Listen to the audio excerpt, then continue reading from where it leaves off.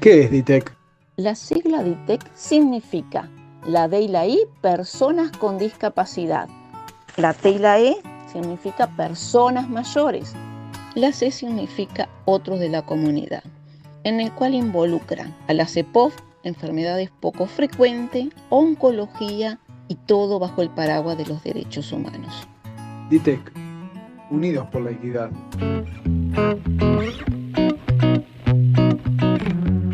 Muy buenos días, muy buenas tardes, muy buenas noches, depende de la hora que ustedes puedan acceder al programa Aquí y Ahora con DITEC.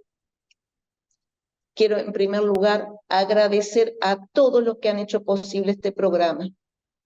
Nobleza obliga, quiero agradecer a Impulsar Salud, quien ocupa, apoya y potencia iniciativas presentadas por la sociedad civil sin fines de lucro, que buscan mejorar la salud y la calidad de vida de las personas y que redunda en un fortalecimiento del sistema de salud en su conjunto.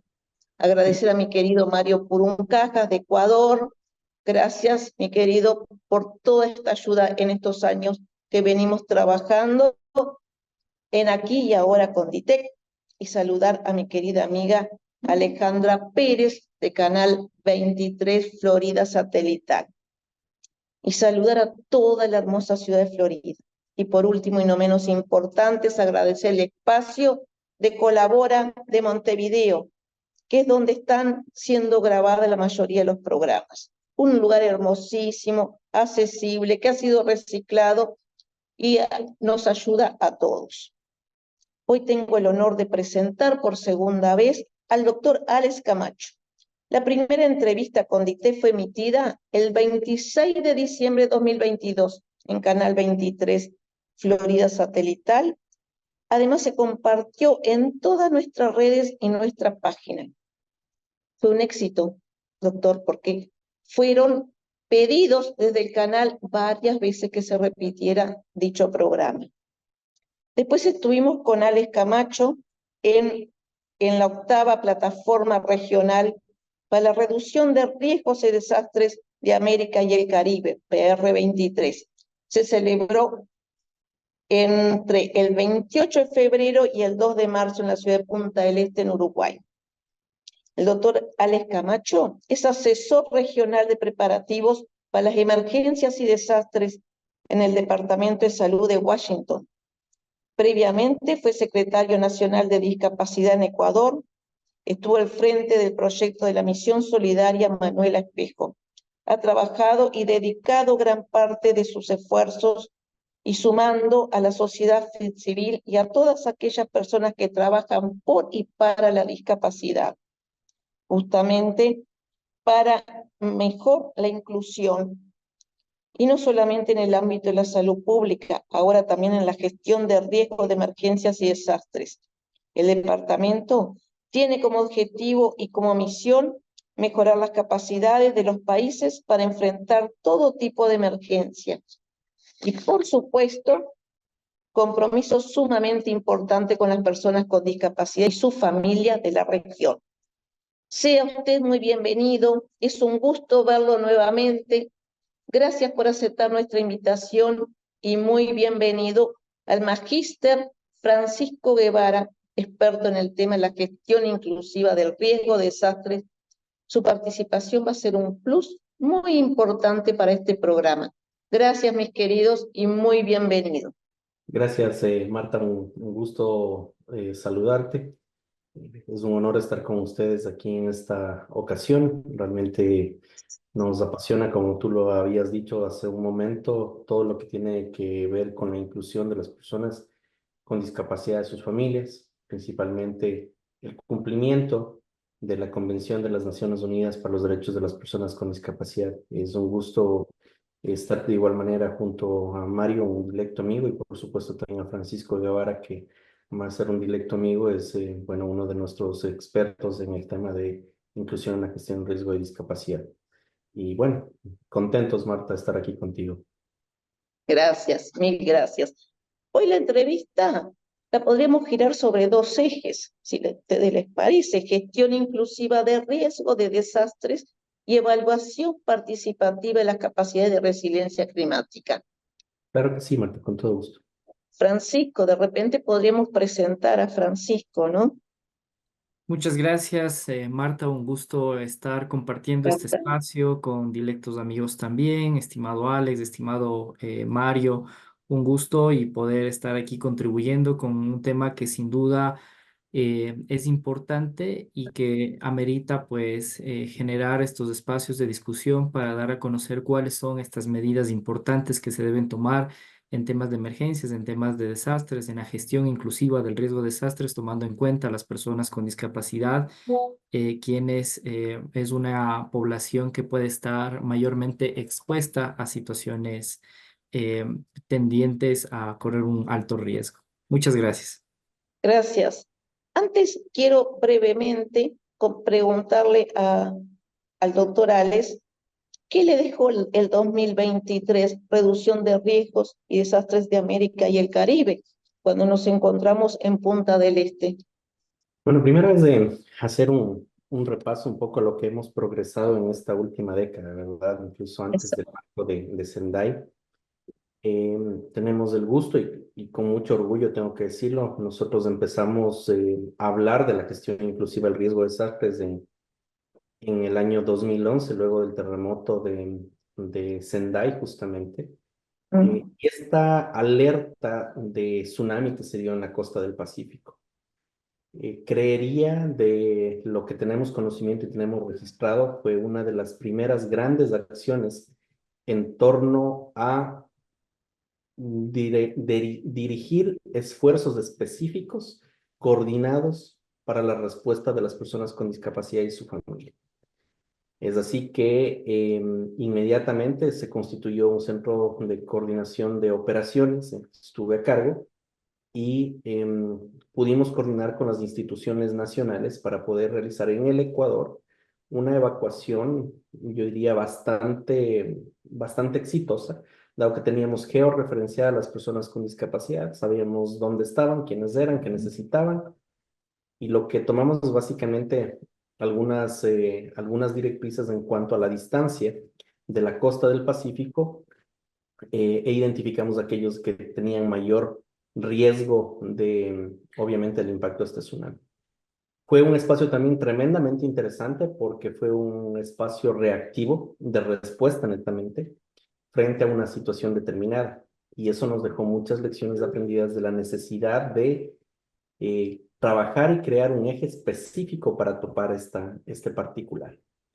Y es entonces que esto, luego de todas estas lecciones aprendidas, vamos evolucionando y ya en el año 2013, 14 y 15 trabajamos ya en dos experiencias sumamente interesantes, que fue en relación al trabajo ya con la comunidad, con las personas con discapacidad, pero ya frente a dos amenazas concretas, que era la potencial erupción del volcán Tungurahua y del volcán Cotopaxi, dos volcanes que tienen eh, realmente una importancia muy grande, y en función de esto, de igual forma, fue una experiencia, creo que nos dejó muchísimo, aprendimos muchísimo.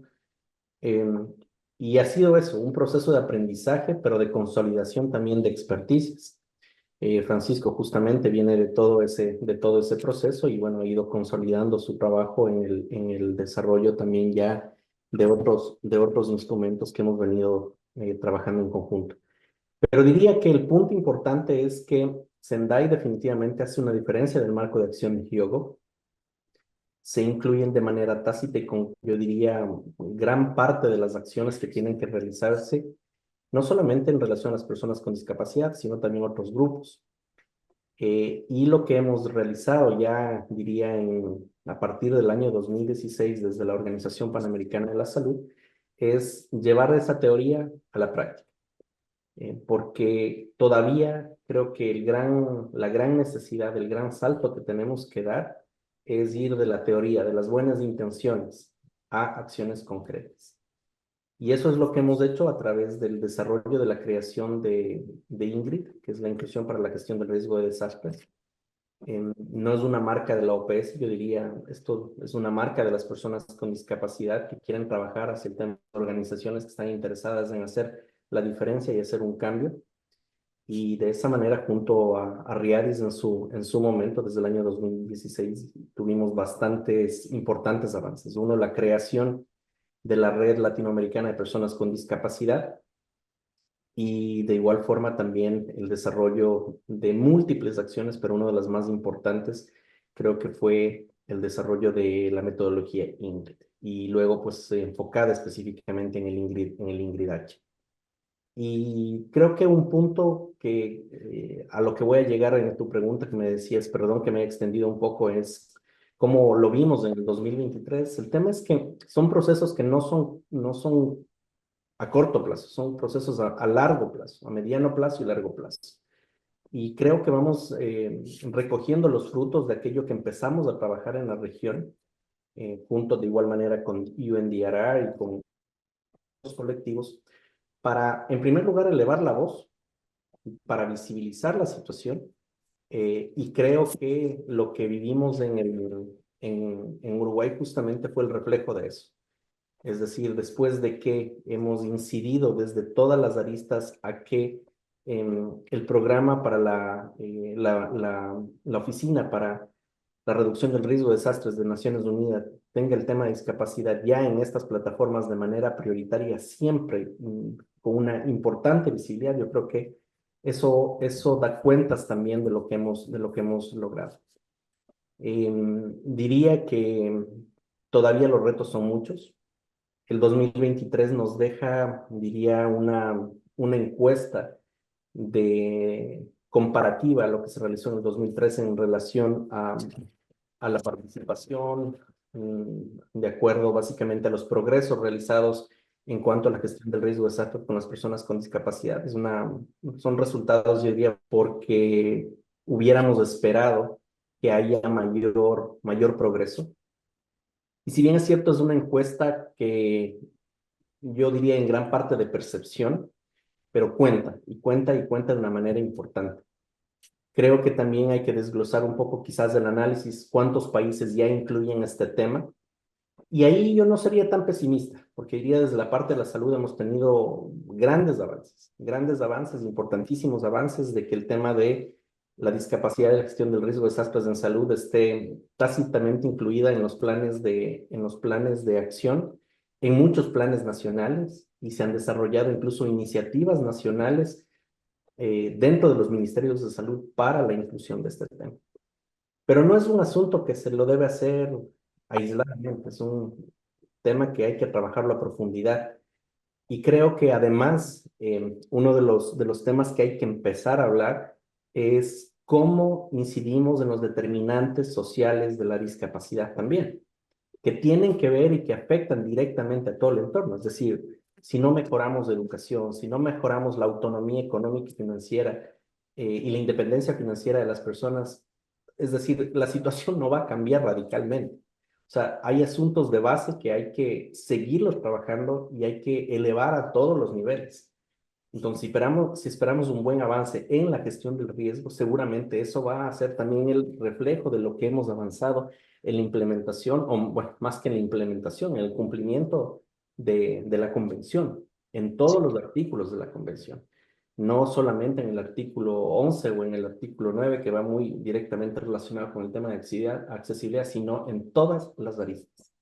Y entonces ahí, por supuesto, mejoraremos este punto crítico y esta muy baja nota que tenemos en esta encuesta, que es un poco la independencia o la posibilidad de que las personas puedan evacuar frente a una situación. Pero no es solamente eso, porque no solamente hablamos de desastres de origen natural. Ya vimos lo que ocurrió en la pandemia. Bueno, en la pandemia, ¿quién no fue afectado? Pero definitivamente las personas con discapacidad fueron afectados desproporcionalmente, como pasa en todos los desastres. Entonces, esa realidad no ha cambiado. También creo que otro punto en el que tenemos que poner sobre la mesa y a discusión es cuánto estamos investigando, cuánto se publica sobre esto, porque sí, los datos de la encuesta son sumamente interesantes y son muy valiosos y hay que darle el realce del caso. Pero me gustaría saber con más detalle realmente más a fondo qué es lo que ocurre alrededor de todo este impacto desproporcional.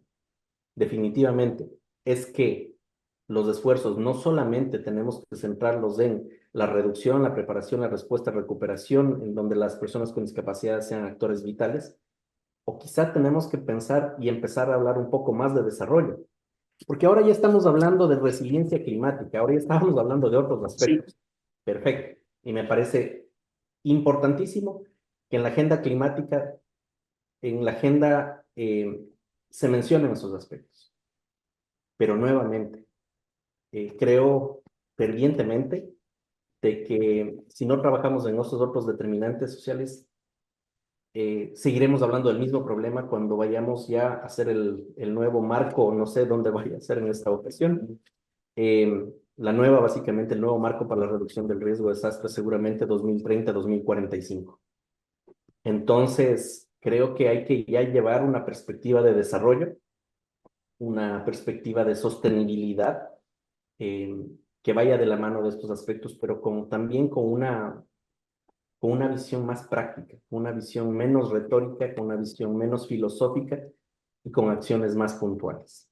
Y esas esas acciones puntuales también vienen de la mano de los países y de las organizaciones, pues financieramente. Entonces, ¿cuánto estoy aportando y cuánto estoy invirtiendo a esa resiliencia que finalmente va a promover que las personas con discapacidad y sus familias tengan, pues, por supuesto, la calidad de vida que todos queremos y deseamos, y por supuesto, más que un deseo, pues que sea acoplado a su derecho.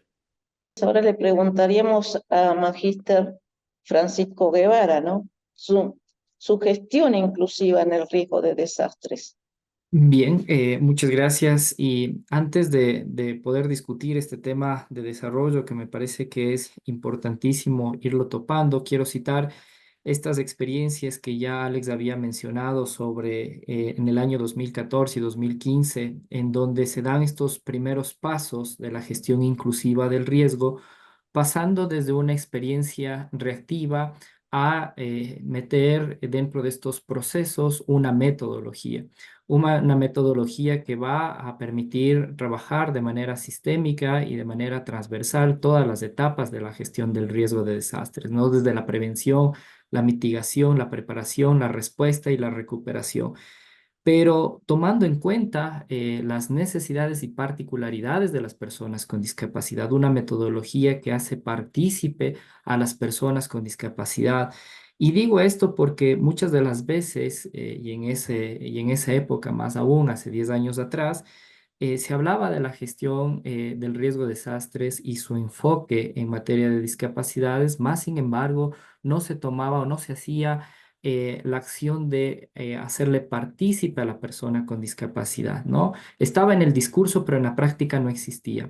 Y estas metodologías que se comienzan a modelar permitieron, sí, vincular a la persona con discapacidad, vincular a las familias de las personas con discapacidad, a los cuidadores, para poder conocer justamente cuáles son esas necesidades y sobre la base de esa poder en esta metodología, que no es nada más que una secuencia de pasos, tomar en cuenta cuáles son estas particularidades.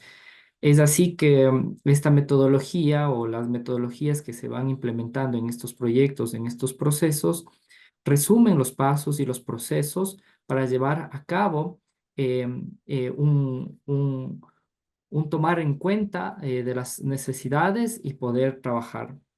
Bien, esto da paso más adelante también a esta metodología que lo desarrollan varios países, y sin mencionar pues por el liderazgo de la Organización Panamericana de la Salud, que es el aparecimiento de la metodología de gestión inclusiva del riesgo de desastres, conocida como INGRID, y que se aplica en un principio en contextos hospitalarios para poder preparar a las personas que están dentro de este contexto y poder ver cómo los protocolos se están ajustando ante una situación de emergencia. El poder evacuar a las personas con discapacidad, pero de una manera adecuada. Y dentro de estos trabajos iniciales, también se dio cuenta en la necesidad de que, más allá de preparar a los equipos de evacuación en técnicas específicas, en la necesidad de que sean las mismas personas que tengan esta capacidad para poder hacer procesos de evacuación.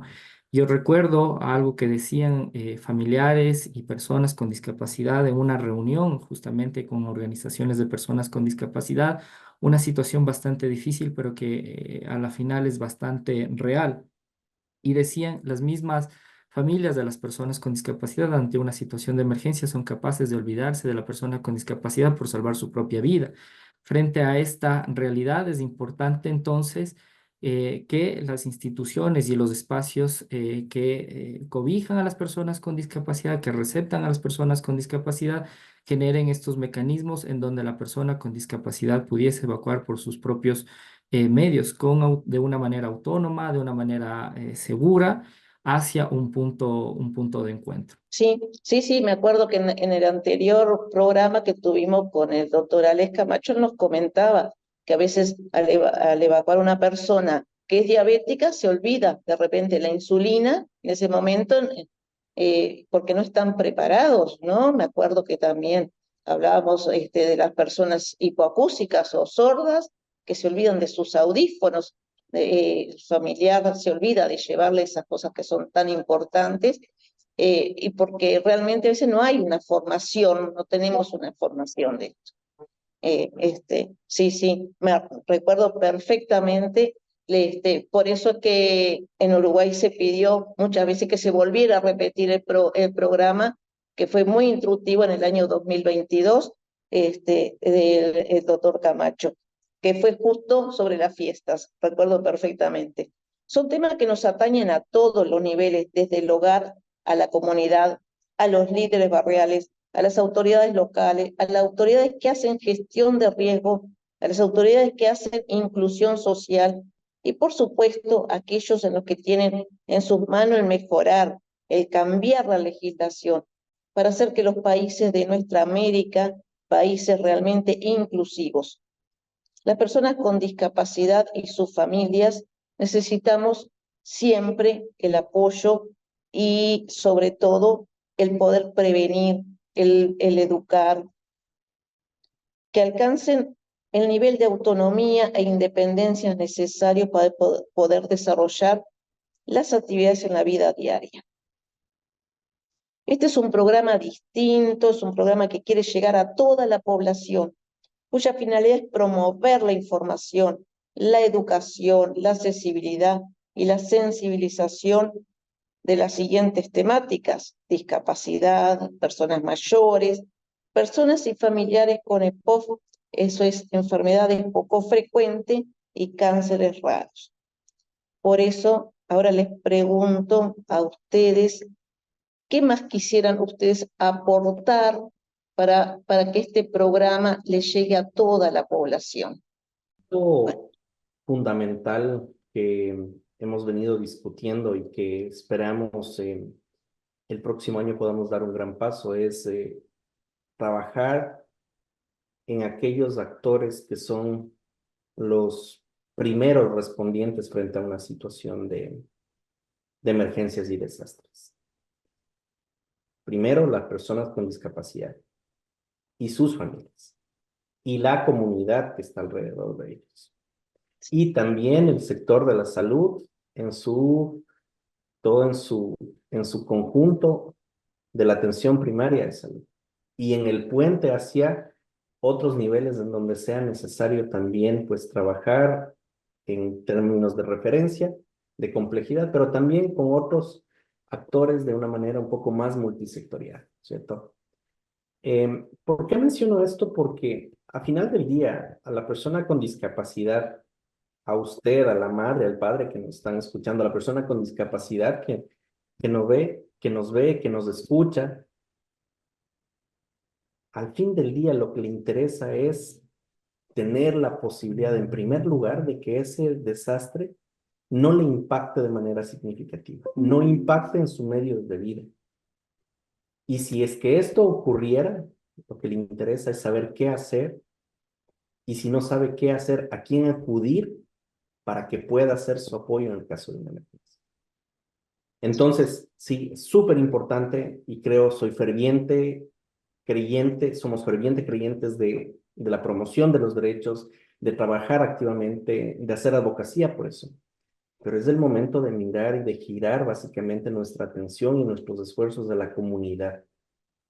Esa comunidad que probablemente no sabe que existe una organización de personas con discapacidad. Esa comunidad que probablemente no entiende de las federaciones, de las asociaciones de personas con discapacidad y lo que le interesa simplemente es salvar su vida, ponerse a buen recaudo y en el caso necesario requerir la asistencia inmediata. Entonces, sí, es trabajar con esas personas. Por supuesto, en conjunto con las organizaciones de las personas con discapacidad, sin duda. En conjunto con las organizaciones, sí. Pero pensar que al final del día lo que necesitamos y lo que usted necesita saber como usuario, querido oyente, la querida audiencia que nos escucha, es muy bien. Si el día de mañana me enfrento a una inundación, si me enfrento a una erupción volcánica, a un terremoto, a una nueva pandemia, ¿qué es lo que tengo que hacer? ¿Cuáles son los canales que debo buscar para poder tener información? Entre otros. Y esto también, por supuesto, resalta la necesidad de hacer un trabajo coordinado, articulado en el nivel local, con las organizaciones, con las instituciones. Entonces, la Organización Panamericana de la Salud, junto con todo nuestro equipo, incluido en este caso Francisco y otros colegas que siempre estamos en coordinación, como Mario y otros, es que en todas las iniciativas que estamos trabajando, pero escúcheme, Marta, en todas las iniciativas que estamos trabajando desde el lado del Departamento de Emergencias, el tema de la discapacidad es un asunto que va, yo no diría de manera transversal, va de manera prioritaria, porque a veces cuando lo transversalizamos demasiado decimos, sí, la discapacidad está en todo, pero a la vez en nada. Entonces yo lo que digo es, cada vez que tenemos una iniciativa, un programa, decimos, muy bien, ¿y aquí qué vamos a hacer? Ejemplo, tenemos un programa que se llama Hospitales Resilientes. Entonces, ¿qué estamos haciendo Hospitales Resilientes? Junto con los colegas, junto con nuestro equipo, vamos a revisar la metodología que ya tiene 5 años de implementación, ya más de miles de establecimientos de salud evaluados, implementados. Bueno, vamos a corregir, a ver qué es lo que hemos hecho bien y es la hora de ir a acciones un poco más concretas. Recordarán estos 5 elementos que les decía Francisco. Hemos visibilizado entonces a las personas con discapacidad que trabajan en los hospitales y hemos de esa manera promovido que el tema de la discapacidad sea mucho más visible, que dejen de ser invisibles. Hemos logrado una adecuada participación, el segundo eje de participación, es decir, son parte activa de la toma de decisiones, sí o no. Se ha mejorado el tema de accesibilidad, que es el tercer punto. De alguna forma, al menos la ruta de evacuación es una ruta accesible en esos establecimientos de salud. Cuarto, los planes de respuesta, estamos hablando de planes de respuestas inclusivos, de que ya no estamos haciendo estos famosos escenarios de simulacro solamente para la foto con la persona cargada a la silla de ruedas cuando no hemos ni analizado siquiera cuáles son sus necesidades. Y por supuesto, no hemos mejorado las capacidades de esos establecimientos, de ese sector salud. ¿Y qué ha pasado alrededor de eso? ¿Hay alguna norma nacional, una política que se ha incluido? ¿Qué cantidad de personas hemos formado? ¿Cómo está el nivel de formación de esas personas, entre otros aspectos? Entonces, ese es un elemento, por ejemplo, fundamental. Tenemos otro gran eje que es el tema de preparación para emergencias en salud y desastres en entornos urbanos y ciudades. Una iniciativa importantísima que estamos ahora implementando en Quito, en Bogotá, en Cali, vamos a entrar en Guatemala y otras más, y en donde de igual manera hemos colocado el tema de inclusión como un punto vital. Ejemplo, en Quito, ¿qué queremos hacer en Quito con el municipio de Quito?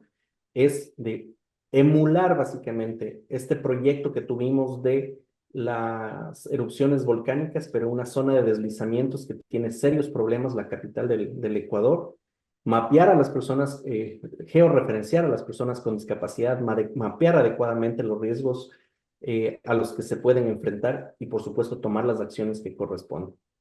Y así de otra manera, de otros aspectos, poder seguir interrelacionando el trabajo que nosotros hacemos. Y en general, en el tema de nuestra unidad, yo actualmente estoy a cargo como jefe de la unidad de reducción de riesgo de desastres del Departamento de Emergencias. Entonces, desde la perspectiva de reducción del riesgo de desastres, de igual forma, nosotros estamos peleando, sí, permanentemente, yo más bien diría, más que peleando, abogando permanentemente y asegurándonos que todos los aspectos relacionados al tema de INGRID, como nosotros le llamamos la inclusión del riesgo de desastres de las personas con discapacidad, estén en todas nuestras políticas, en todas nuestras acciones. Y esto incluye, por supuesto, también ponerle especial énfasis en el tema de los recursos, en especial énfasis en el tema de inversión. No es un tema fácil, Marta, hay que reconocerlo. Y colegas, es verdad, no es fácil. Hay muchísimas prioridades, pero nosotros al menos creo que hemos cumplido y seguimos cumpliendo el mandato de nuestro director, el doctor Yarbas Barbosa, que es no dejar a nadie atrás, más aún en una situación de emergencias y desastres. Ese es uno de nuestros lemas también, y por eso hacemos un gran esfuerzo para sacar este programa. Ya es el tercer año, y no dejar a nadie atrás. Nada sobre nosotros y en nosotros. La verdad que yo seguiría conversando horas porque aprendo muchísimo, muchísimo con ustedes. Mil gracias. Y bueno, ¿qué mensaje quieren dejar a la población ustedes ahora? Último mensaje. Francisco, no sé si quieres empezar tú. Sí, por supuesto. Yo creo que es importante resaltar y siempre insistiré en el tema de la participación y ahí pues hacer una corresponsabilidad también con todos los actores, principalmente las personas con discapacidad.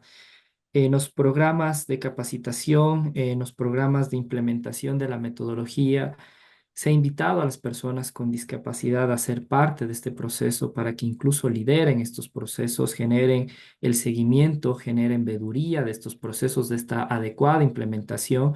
Más sin embargo, muchas de las veces existe todavía este recelo, puede existir todavía este miedo de generar estos procesos participativos, ¿no? Yo les consulto y bueno, ¿saben ustedes a qué vienen? No, solo nos invitaron.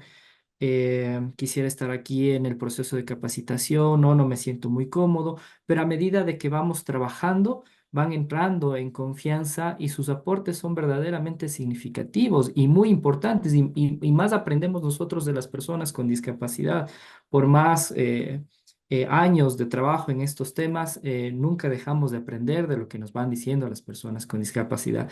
Y terminan después de todo el proceso, terminan enamorándose, terminan empoderándose de los procesos y eso es lo que nosotros queremos lograr.